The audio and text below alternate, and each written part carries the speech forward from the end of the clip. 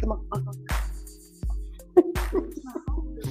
Oh, The family reunion over there.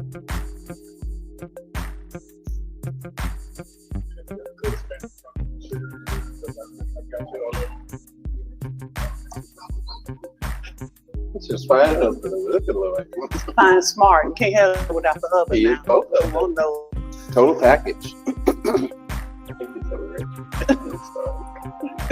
Hello, everybody. Welcome to the Members Pensacola Network.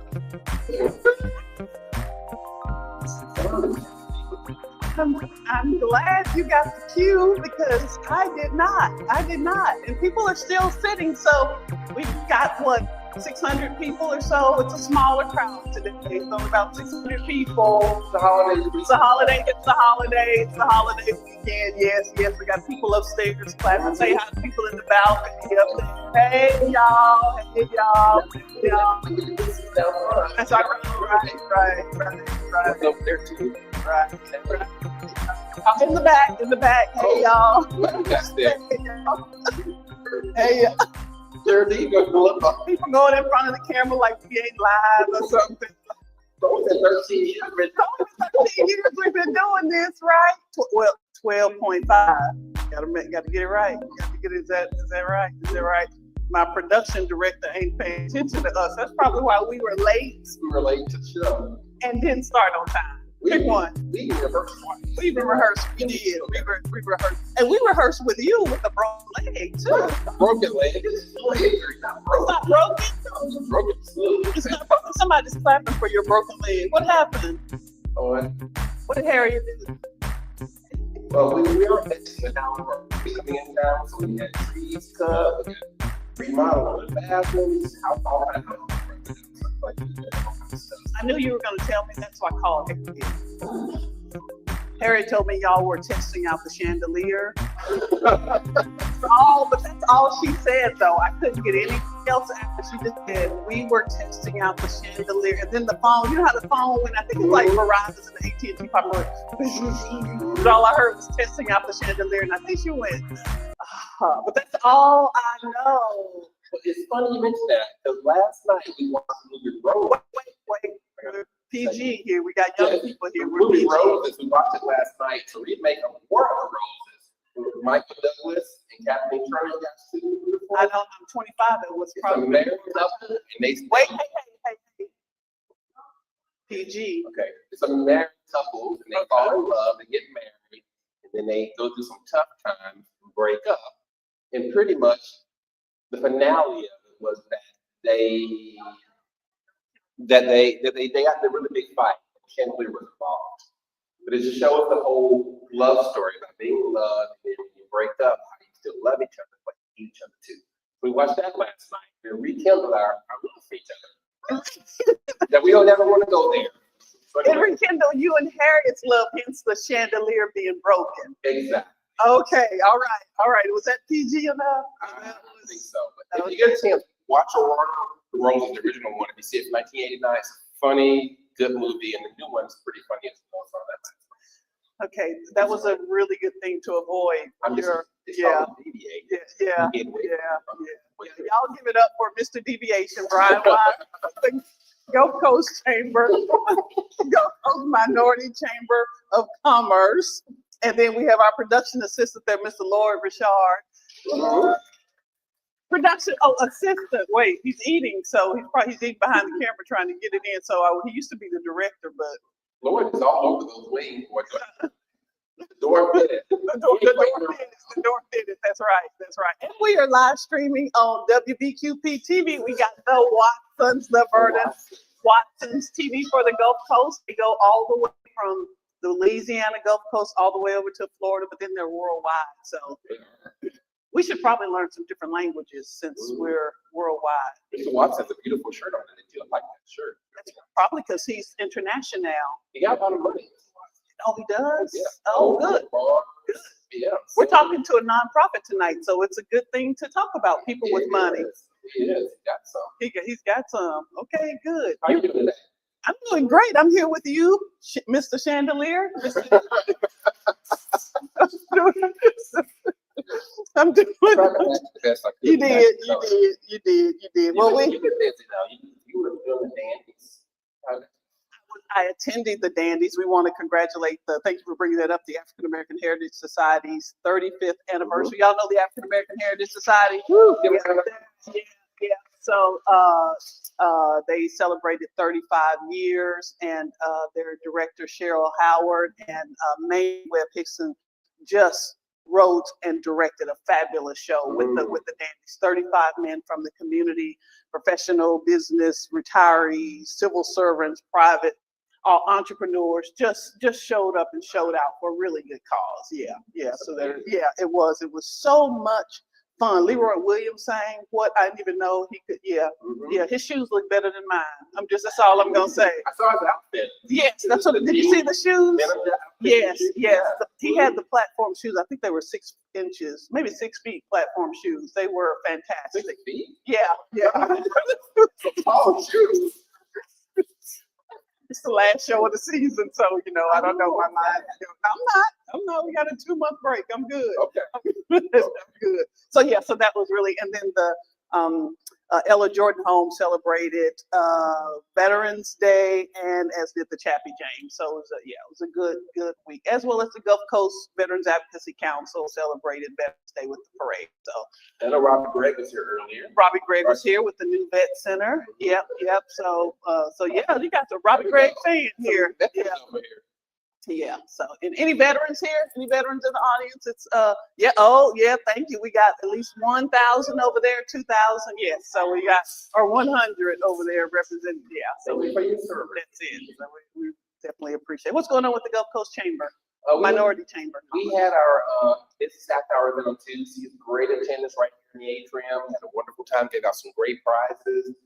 We have our holiday party taking place December the 4th right here on Thursday. The Belmont Village Association holiday party is December the 3rd on Wednesday, and ours is the following day. So you can party. The neighborhood association party, if you can spell Belmont Village, you should come to our party. It's a good time. So much fun. Yeah, people from all around the area, when they come to the party, they're just amazed at how much fun it is. Not to be lazy, but we like the same decorations for the previous day. So I just kind of slide right behind them and do ours the next day. They have the best door prizes. I think they give away a car and a boat. At least. Or is that what you're going to give away? Oh no. Okay. I'm a nonprofit. Oh. Right, Liz? You have a nonprofit word, right? Right, Liz? We're looking for some. We got some money. That's it. I do want them to get my microphone. Priscilla Sapp Kirkland always does.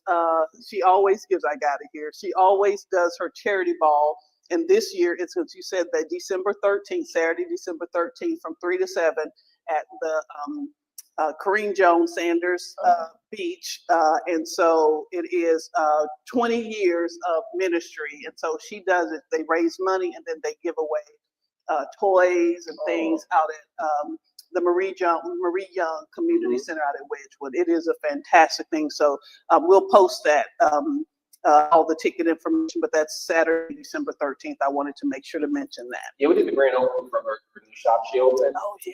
Beautiful facility. You would go in there and feel like health and beauty wise, you have all the things for you. Self-serve, make your own things for your facials and for makeup. It's beautiful. It's a great thing. It's just one of those jobs. Well, since you said beauty, I'm sorry, don't bend down. I'll fall right into you on your feet. I don't want that boot to go nowhere on my body, so don't bend down. Don't bend down. Who's gonna kick me? Alicia Waters she's the centerfold that probably didn't come out right, but the centerfold for Bella magazine. And then I saw, speaking of beauty, what I shouldn't say centerfold. I think centerfold meant something back in the day with Lloyd's when we were younger. With staples and stuff. I don't think she just gave me a funny look. Are we going back to the chandelier? No. I don't go back to the chandelier. I'm asking. No. But then we have the beautiful Dr. LaSharon Wiley, who's here. Yes, you didn't. We'll get your autograph later, Dr. Wiley. She's here. This is a raising awareness for breast cancer back in October. We can't mention boobies on air. But what about boobies that we can't mention on air? Oh, you don't want to talk about boobies that we can't mention on air? No bowling for boobies? Okay, I can't mention because I was about to talk about balls and boobies. And that's, I know, right. And then finally, and we'll post this too. Y'all know Frank Broughton, the actor. He is presenting a chocolate-covered Christmas Carol at the Sanger Theater, December 6th, that same night. Yes. Yeah. So we'll post that as well.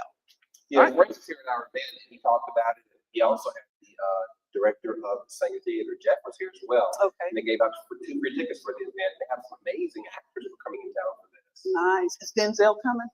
No, I'm sorry. Is Holly coming? I said more than one night. Frank said, "Hey, I'm looking for one night. I'll give some more money for it." So the actors though are amazing. For the event, so definitely a good view to go see the show. All right. Well, again, this will be our last show for our last networking for the year, and so you were talking about the different holiday traditions as we close out. So you want to tell us about some of your holiday things, the reason you do some things on Christmas you were telling us about? Go ahead, while I pick this up. Go ahead, talk. Go ahead. Me and others around me were talking about this, Robin, that tradition to take place on New Year's Day, where on New Year's Day you have that tradition is to have a male walk through the door of the first of the year house to bring good luck and prosperity. Eating collard greens or cabbage, which brings you money for the next upcoming year. See, Robin has never heard of this before. And I'm from Arkansas. Have never heard. The only thing is the black eyed peas on. We got burnt corn laughing behind the camera. Burnt corn. And putting a dime or a penny in your black eyed peas is another thing that takes place. Not washing any clothes on New Year's Day because you'll wash someone out of your life. So these traditions, Robin didn't believe me at first. I think she was a little shocked that everyone else started collaborating on it. So this is incredible. So what if you have like a whole community of women and you're still waiting on a man to walk through? What's the what? Mr. Watson told you he'll get called by his relative, but he'd be the first one to walk through the door. So I was a young man. I got called to my neighbor's house to be the first one to walk in the house New Year's Day 2 or 3 different times. So is this a business opportunity, like a rent-a-man? It could be.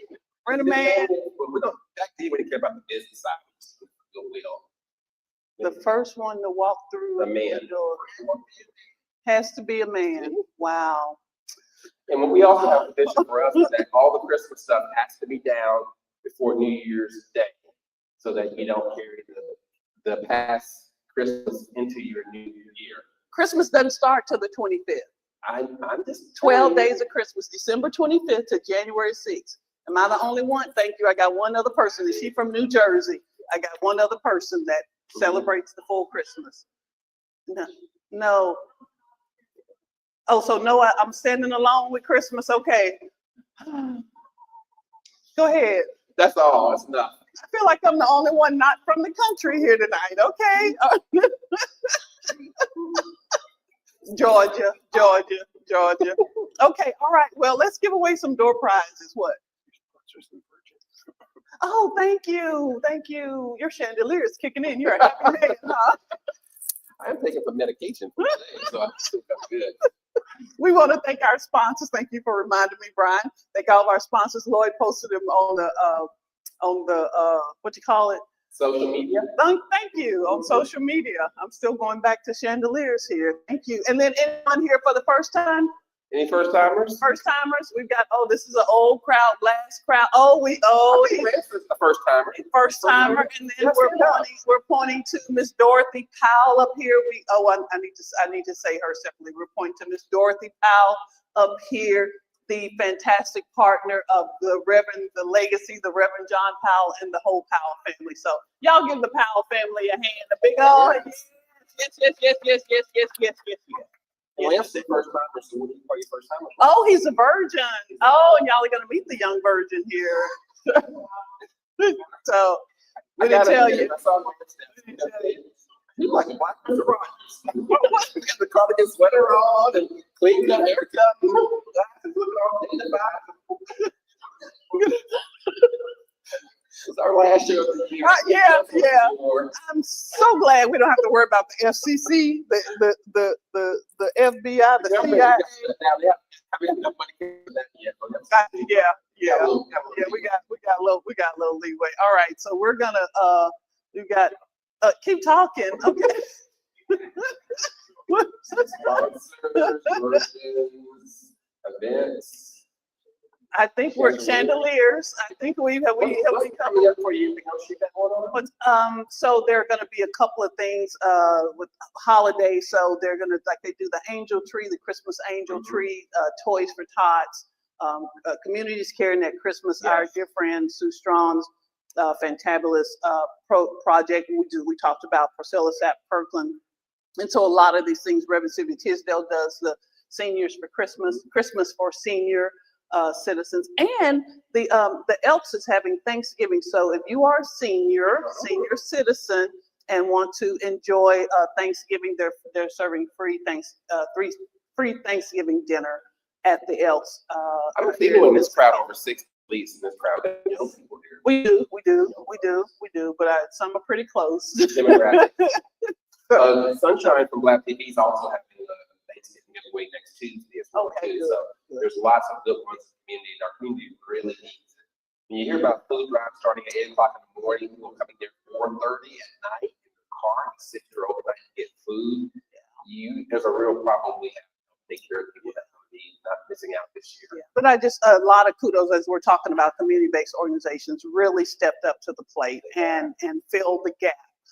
Where the public, we normally see government services and things like that. So kudos to, let's give them a hand because they really did step up to the gap and doing different things. So we really appreciate that. All right, we're good. Okay.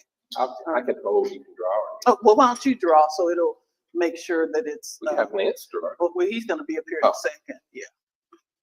You can get 2 out. We got a bag from Civicon and a bag from IMS Experts. So the first lucky winner is Vernon Watson. Come on down. Come from behind the camera. You get good. And the second lucky winner is Vernon Jr. The Watson family. Perfect. Absolutely perfect. Come on down. We want to get a picture. We'll get a picture with y'all. Come on down. I swear I did not. You did. No. That's perfect.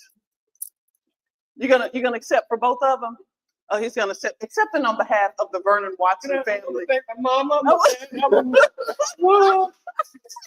Okay, what I get? You won. This is like the bag. You get 2. So there's some goodies in there, cups and pens and all. Let's get a picture here. You can hold up the 2 bags for. You stand in the middle. Good. Because burnt corn is represented here. The only thing the family ever done. We got to share this.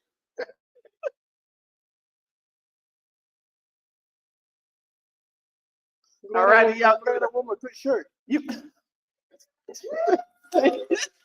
Oh, just don't watch the New Year's Day, okay? Watch New Year's Eve. That's right. Get Cornell afterwards. We'll do we've got a $250 gift card at the end of of it from courtesy of the Gulf Coast Minority Chamber of Commerce. Why are you laughing? What? I think there's an extra zero after that thing, nonprofit, 25. It's 20. I thought it's gonna be 250. That was yesterday. Oh, okay. Well, hold on. We'll pull that after. We'll pull that at the. Now I feel at like the I'm end. inadequate now. At the end. It's all good. It's all good. I saw our esteemed ECUA board member, Mr. Larry Williams, come in. Good to see you, sir. All over town, Larry's all over the place. He is everywhere. You turn in, Larry's there supporting people, helping out. Anything else? All right. Can you talk? And I'm gonna get set up here. Can you talk?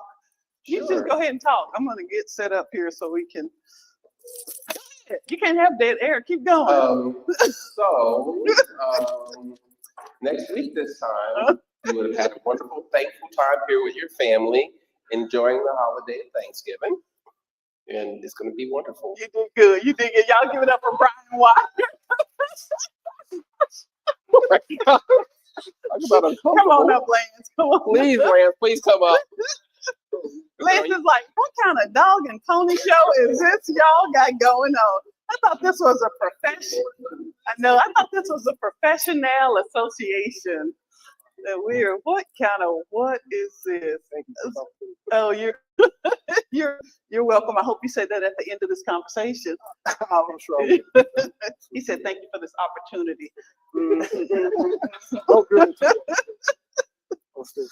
So, y'all ready? Yeah. This is when we hold up the thing. Welcome to the Pensacola Network show. We ain't got no money. That's how we do it, Lance. So we just make up our own. We just make up our own.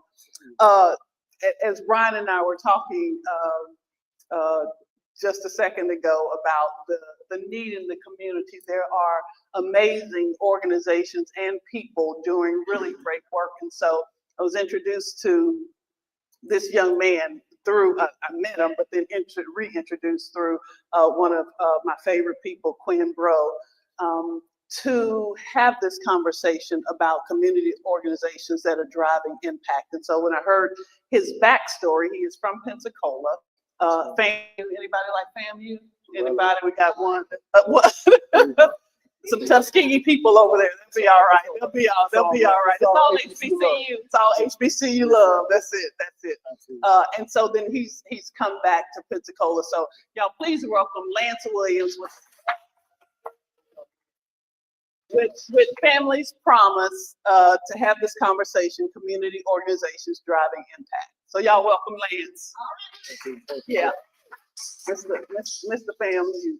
Now I said that, but I know you worked at FAMU, but did you actually go to FAMU? I actually went to family. Yeah. I did. My father started that tradition way back in 1958. Way back in 1958. He graduated in 1962 as an education major. Wow. And so the university's been nonprofit for since that time. So I believe more than agree. Oh, okay, that's like Lloyd's family. Yeah, yeah, they've been there since 1870. When the family started, I should know this. 1887. 1887, not 78. The first president was Thomas D. LaSalle from Pensacola. Little known Black history fact. Yeah. He was originally from Sierra Leone, but he was an attorney that had his law practice here with the gentleman. With the gentleman named John Thompson, another African American attorney, and then he was tapped to become president. So first president in 1887. I always get those two things. I always think 1878. Yeah. So tell us a little bit about your background. I started with FAM, but you weren't born at FAM, were you? No. Okay. Born here in Pensacola. Again, my father is from the Cantonment area. He graduated from Ransom High School back when he was a high school, and was actually the third person from Cantonment to go to college. Okay. His father was a Tuskegee Airman. Oh, she likes you again. Yes, they like you again. The Tuskegee crowd likes you again. Okay. So put your microphone up there. Those two definitely have a big influence on my upbringing. So my mother, she's from the Wedgwood area, and a proud Woodham Titan. So that's my maternal side. Okay. We're all Woodham Titans, so I bleed the baby blue and red as well. You just an NAACP, huh? All colors. See, I'm about to get to something. Blue, red, green, My orange. grandfather is actually one of the first NAACP presidents here in Pensacola. So Arthur L. Williams, he's proudly featured in the Dane Chappie James Museum. What? So I come from a rich legacy, I believe, and I'm just doing my best to try to continue. This this is amazing. So did you know all of this growing up? Was it just this kind of daily? This is who you are. This is the expectation. I wouldn't say expectations, but I'm definitely very proud of my grandfather's history and his legacy. He was born in 1918, but I got a chance to spend a lot of time with him. He swam at the old YMCA every morning. He had a very strict regimen that he stuck to, and so those type of influences stuck with me. So I ended up becoming a personal trainer because I got a chance to see my grandfather at 92 swim every morning. So I definitely can look at them for guidance. So okay, wait, 92 swimming, doing strokes, stroking. Still driving, breaststroke, backstroke. Yes, ma'am. What? Yes, ma'am. Baby, we going to the pool on Monday.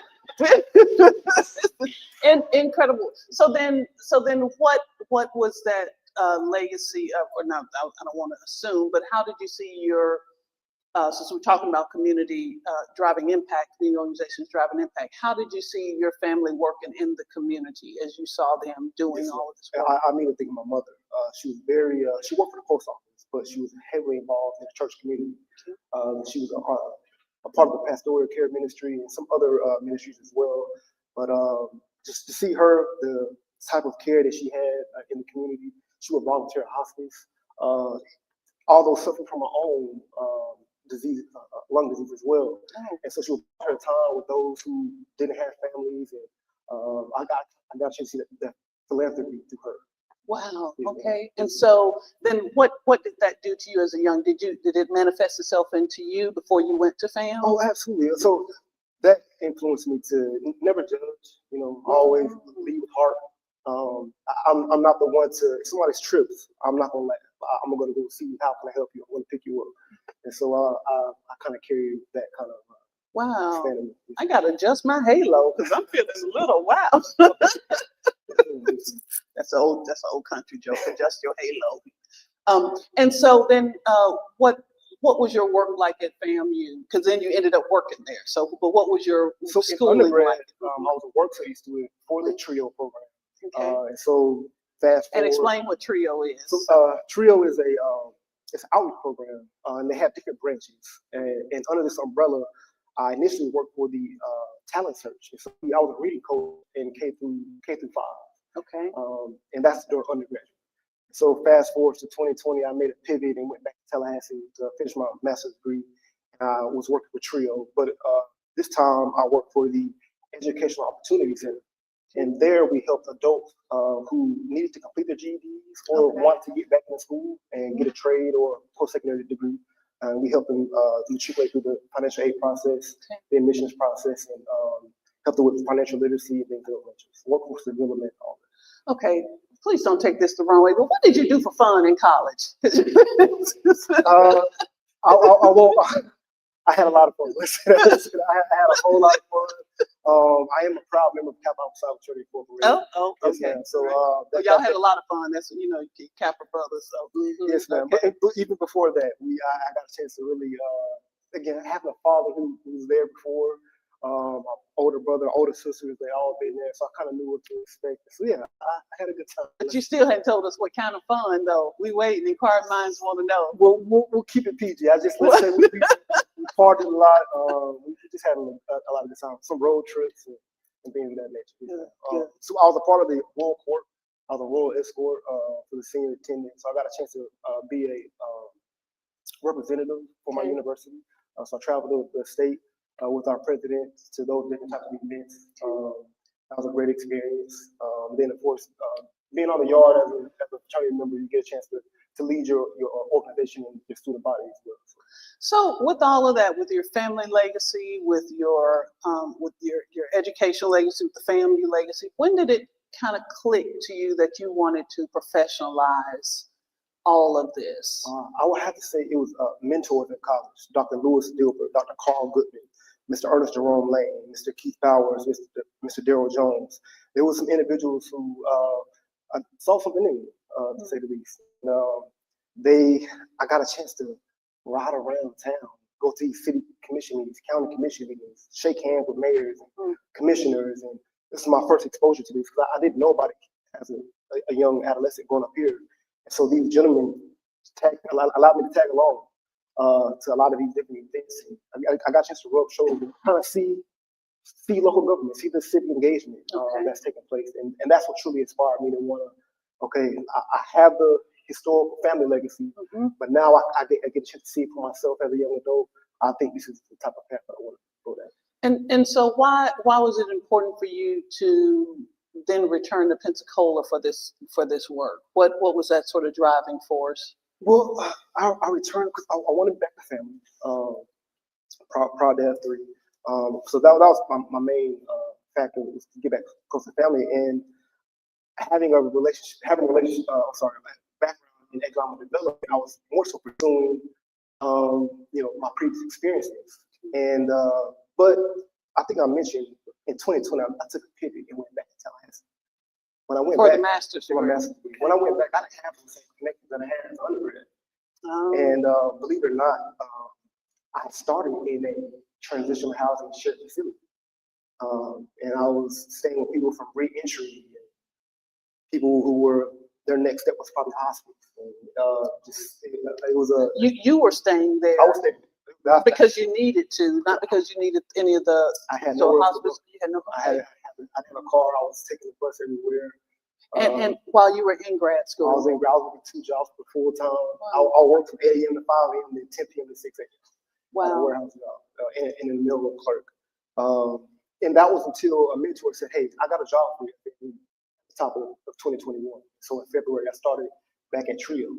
I was working economic development later on, and then I decided to come back home, and I was trying to pursue that career field, and County Promise opened up. And it resonated with me because I've been there. I've had to bounce back. And so I wasn't privy to the resources that are out there. So I was just going off of the strength, willpower, networks, trying to shake hands and meet people. And but now I'm privy to the resources that are out there. So I'm able to help people, connect people with those resources that I wasn't privy to. And because you were then one of these people who needed some assistance, who needed that resource during your time in the transitional housing. Yeah.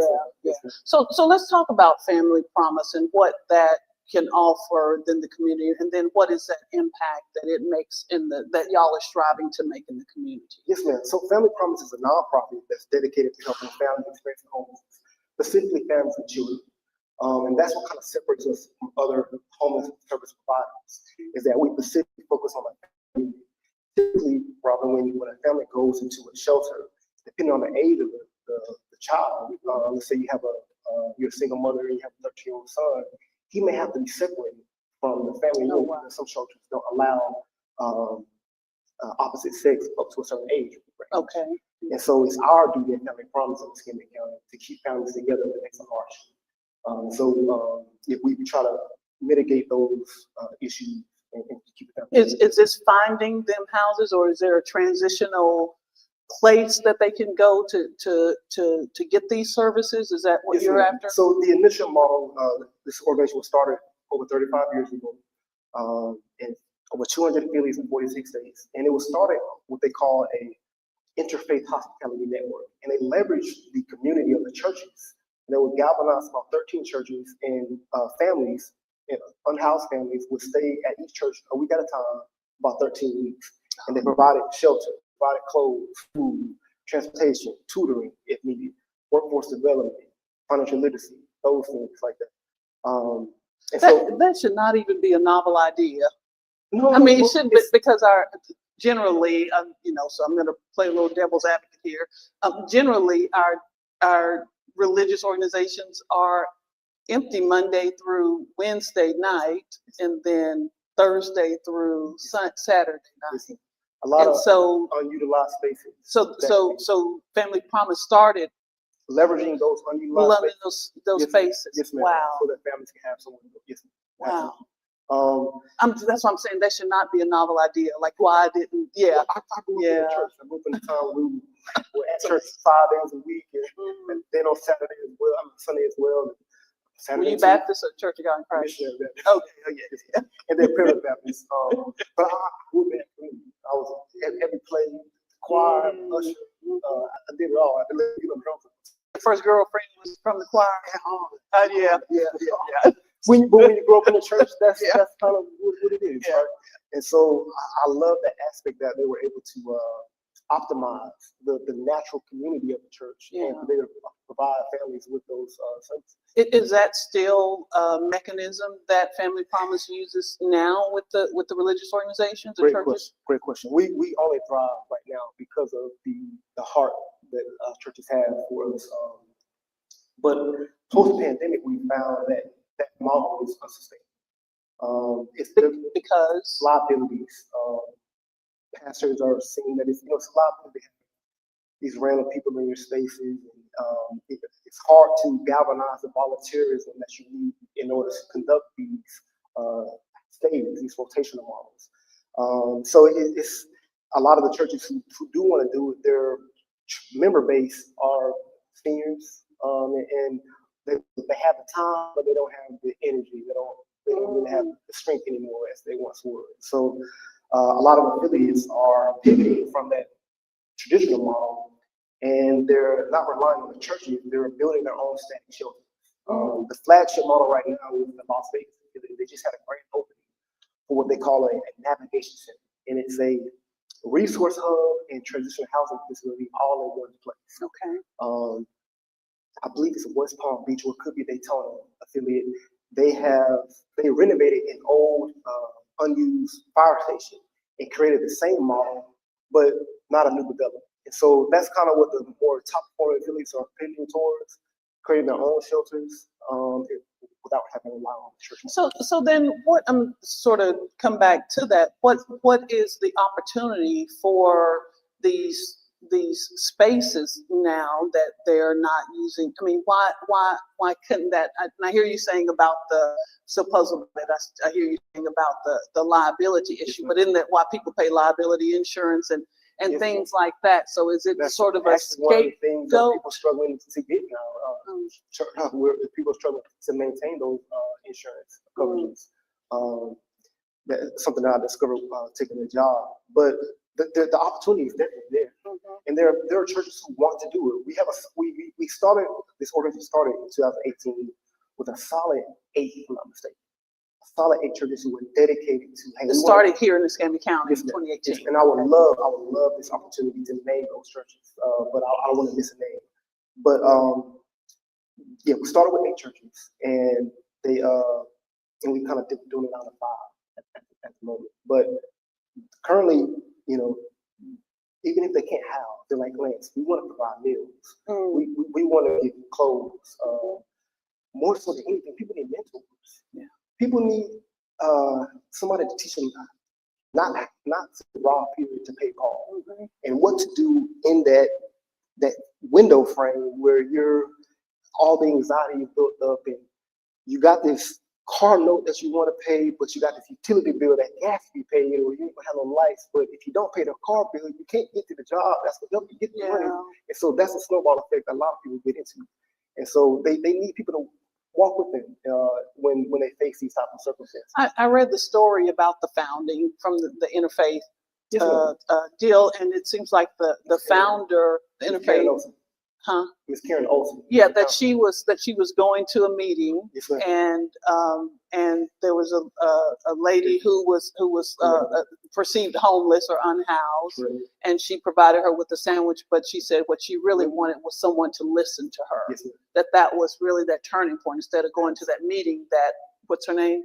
Karen Olsen. That she listened to her. And I think often that's what we see with people, like, you can give me, teach a man to teach a person to give him a fish, but then teach him to fish. But then, and so in that teaching, that you're actually listening and sharing. No, it's definitely a blessing when you've given a person opportunity to take a deep breath. I'll share really quick. This happened multiple times, unfortunately. But a young lady, I'm not gonna do it. A young lady got dropped off. All of her trash bags were against the wall of our building, and and we have a daycare across the street, so I had to help her hurry up and get these trash bags, all of her belongings, and get them inside. But I just didn't want to make a scene about it. And so she had these two kids. And the oldest had to watch the little brother while we were gathering these bags. And as soon as she got inside, the last bag down, she kind of threw her head back and took a breath, and she kind of just relaxed for a second. And unfortunately, I wasn't able to help her, but I felt like I still got the win because she got a chance to breathe. So she was really having a bad day, and so just having an opportunity to just be there for her in that moment was everything. And what I hated most was that was this young man was getting I mean, he was 8 years old. When he got out of school, that was his responsibility. He has to watch little brother while mom figured out how to next 48 hours. So that was really tough. That he was privy to what was going on. And so you couldn't shield this young man from the reality he was experiencing. But, yeah. It's like the old term, the latchkey kids. What if you don't have a door? Then what's the key? If you don't have a door, you're not gonna be a latchkey kid. Yeah. So he was a whole man. That he had to be the. What we've seen. Speaking of housing, what we've seen is and I just the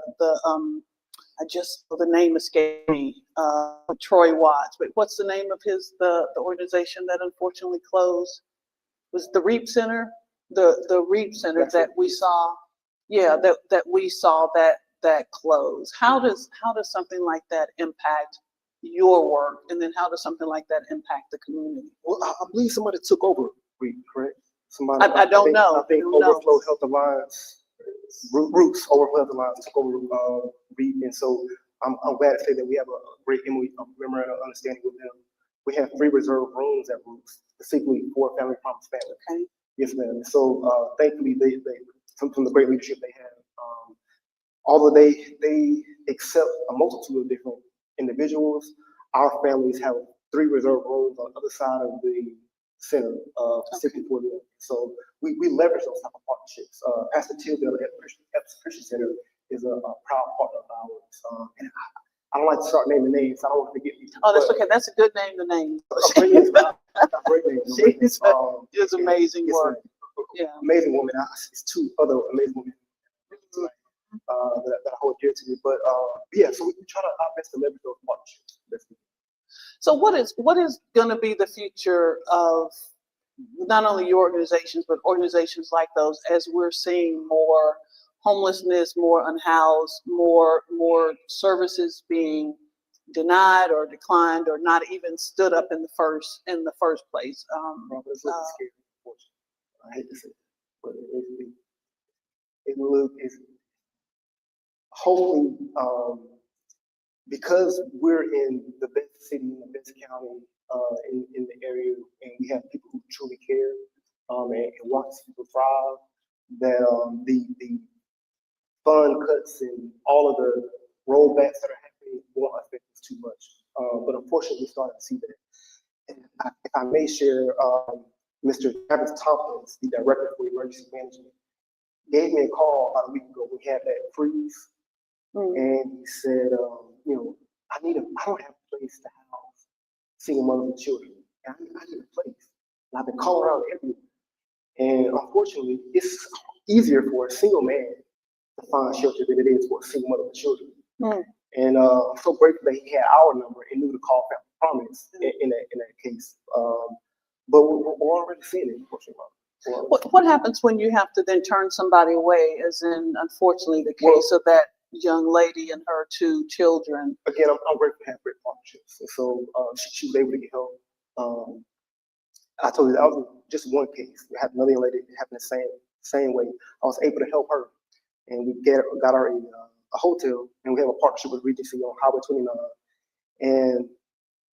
And thanks to Pastor Tildale as well. But the young lady gets there, and we fear, and she called me the next morning. She's like, man, I talked to the GM of the hotel, and he offered me a job. And I get to say rent free. I was like, oh my gosh, Wow. it's amazing, right? So we do have cases where we're able to step in and mend the gap, but unfortunately, some people, and for various reasons, people kind of fall through the cracks. So our Family Promise is very much a program. It's very much you have to participate in order for this to work. So we ask for financial statements. We want to know, where's your money going. We get very interested with all of that. We want to make sure that you don't repeat the cycle. Yeah. So then how can the community help? So we always say November is our give back month. And so what does that look like for someone to give to you, to give back to you? What does that need to look like? Robin, I have to be honest. I'm not the one to ask for funds, but on behalf of those that I serve, I'll proudly say we need the funds. We have to generate the income in order to support the programming, support the individuals who are facing hardships. But outside of that, we need clothes, we need diapers, we need wipes, we need formula, we need baby carriages and strollers, clothes, food. You're gonna get some diapers tomorrow. What you say? You gonna get some diapers tomorrow? I'm not pointing to my husband because he had diapers. I'm pointing to my husband because he brought home some diapers. It's a whole nother story, and it ain't what it sounds like. But I'm trying to make it sound like. But yeah. So we got diapers. I know it's never enough for diapers. Never enough. Yeah. But we need it all. So if it can't be monetary, maybe it's your time, coach. Maybe you can take a mentee and take up under your wing and show them how to navigate this world, how to navigate hard times. Is that something that, since you mentioned the campus, that the social and service sororities and fraternities, civic organizations, that they can rally around to do? I'm trying to help you out here. Absolutely. That's what it's all about. It's uplifting our community. So I have a gentleman on my staff who's a member of Phi Beta Sigma. Of course, I'm a noob, so we're doing our best to galvanize these communities. I've reached out to the whole Divine now in APHC, so they're aware of us. They're aware of our cause. Everybody's on board. So we're galvanizing the community. It's happening. It's just gotta stay optimistic. So I learned back when I started working with nonprofits some years ago that the three things were time, talent, and treasure. So your money, your person, and and sometimes those things, like you were saying, the diapers and the wipes, can be more than somebody than anything. Yeah. Absolutely. So what would you leave then with the audience, with our listening audience in WBQP on Facebook Live, here in person? What would you leave with people that would mean the most to you, with your legacy? And then what would you say to them that would mean the most for Family Promise? Wow. I hope I can answer this right. Take a moment and reflect. While we're in our offices, at lunch, in meetings, there are people who are really trying to figure out their next move, their next step. I'm not gonna do it. There are people who are dreading the time that their kid gets out of school because they don't know what's gonna happen, in the afternoon. So take a moment and think about it. That's happening right here in our community. Over 2,000 students are at risk of homelessness or being unhoused in Escambia County. That's not typical. That's not us. And so if we look at it from that realm, when you have a secure home over your head, you can go to school focused. You can go to school rejuvenated. So no child in Escambia school district should have to go to school having slept in a car, slept on a relative's couch, on a pallet on the floor. They should be in a home with the AC rolling and feeling good. I hope that was. Yeah. Well, thank you. Thank you so much. I wanted to open it up for questions, but y'all please join me in thanking Lance Williams. Incredible family legacy, but with Family Promise, you did good. You did good. My daddy would say you did good. You did good. I want to open it up for questions too, to make sure that we have. Geraldine? Lance, where is your office is located? Great. You want to drop things off at your office, like where's your office? This is a great question. We keep repeat a question for me. Yes, ma'am. She asked where's our office located, and we actually try to keep our location private. so that families feel secure, they don't feel exposed in any way. But I can definitely share that with you. Our mailing address is now on East Gaston Street. That's the Gaston Street Methodist Church right there, right by Krispy Kreme. Jack Hennon, who I met you. Yeah. Okay. That's right. And so we take our donations from there. And after this, I can show you proper picture. And then a website too, so Yes, that ma'am. they can connect with you. www.fpesc, F as in Frank, P as in Paul, E as in Echo, S as in Sam, and C as in Cat. So it's initials for Family Promise Escambia. Yes, ma'am. .org. Yes, ma'am. Okay. .org. Okay, good. Thank you for that. Yes, ma'am. www.fpesc.org.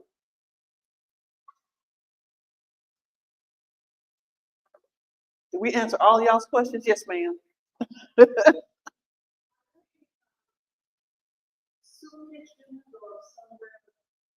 I wanted to participate in basically to Well, there definitely are some one for So repeat her question. She asked about food issues. Did you want to donate some food? Serve. To help serve. Yes, ma'am. Yes, ma'am. Roof's Overflow Health Alliance has a cafeteria. Roof's Overflow Health Alliance, they're on Palafox, near PHS, and Palafox and Maxwell. Maxwell. Yes, ma'am. We can get you the Yes, ma'am. address. They have a cafeteria. We don't have a cafeteria, but we are taking frozen food for families to put in the oven and heat up. And so we've already received a number of donations of those. Oh, wonderful. Yes, ma'am. I can share the address with you later on. And then you have Ruth's, you have Waterfront, if I'm not mistaken, who has a kitchen as well. Yes, ma'am. Good, good. And we can list those as well online. Yes, ma'am.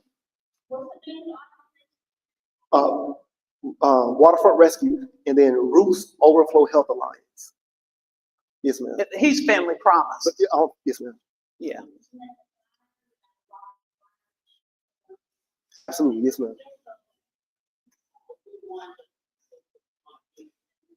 Yes, ma'am.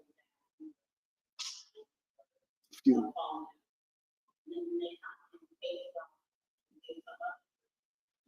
Absolutely. I will definitely get that to you. Thank Yeah. you. Yes, ma'am. Yeah. Okay, good. Well, listen, thank you so much. And I know that especially toward the end of the year when, a lot of companies and organizations are looking for, and as Bobby asked, people want to give their time, but they're looking for ways to give. And so they certainly want to consider Family Promise to do that. So y'all please again join me in thanking Lance Williams with Family Promise. And we're so glad you came back to Pensacola all the way from Canton. That's a long way. So we're glad we're glad Tallahassee didn't keep you. Not at all. Thank you so much. Good. All right. So we're gonna Lance will be here after, so we can so you cannot. You did good. You breathe now. Breathe like you helped that lady do. You breathe. We're gonna give away the 50-50 and first we're gonna give away. Well, let's do which one you want to do? Let's do the $250 here since we're talking about donate. I always tell Dr. David Williams I went to public school, so sometimes my zeros is off. So let's give away. We'll have Lance. We'll have Lance pull. Oh, this was 250 and a cup. Bobby? Oh, Bobby Kennedy. Oh, yay. Bobby, you won $25. Come on up. She's over there getting some food and $25 and a cup.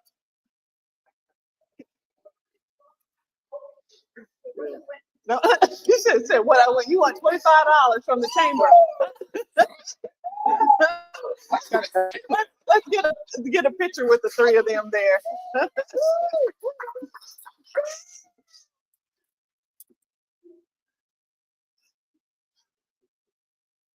I'm out of the way. And then hold on, Lance, we'll have you pull the 50-50. Congratulations. She's taking us all out to eat after this. Even though we had some delicious food from the door. All right. Tickets. This is for the blue tickets. So how much do they have? $19. All right. Ticket 4554171. 4171. What? That's the Tuskegee. She had FAMU eyes. She could see that ticket, huh? 71. 417. Somebody has it. Oh, Belinda has it. Wonderful. Sheldon, can you come on down? Can you, since you're near the door, can you come on down and we'll have, this is on behalf, this is the other half of that goes to Truth for Youth, and thanks to you, we've given, has it gotten over 20,000? Close to $20,000 donated since we've been here to Truth for Youth. Yeah, from our 50-50. Yeah, so that's it seems always a small amount, but it adds up. It adds, it adds up. Y'all give it up for Sheldon Powell with Truth for Youth representing. Yes, he got his Truth for You t-shirt on. He got his Truth for You t-shirt on. Yeah, make sure you check that ticket too.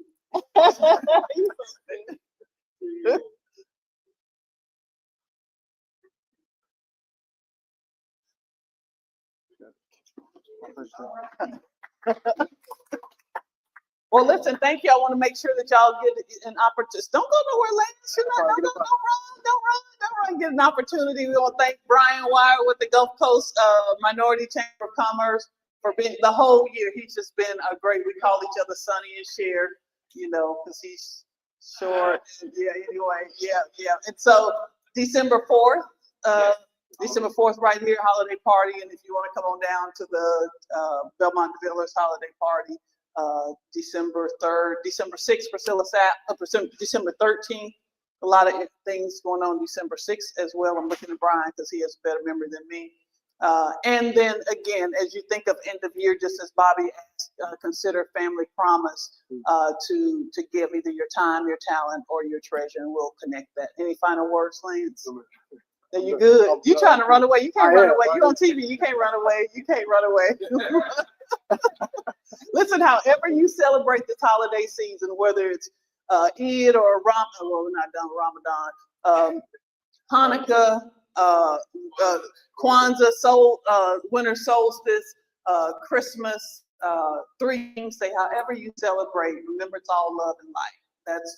That's what connects us. So remember that. So whether you're in a church or a synagogue or you hug a tree, remember it's all love and light. So we want you to be safe. We will see you back in January, the end of January. We'll have a whole new format. We're going to go back to a bit more social to kind of draw folks back. We'll have some different times, so watch out for that.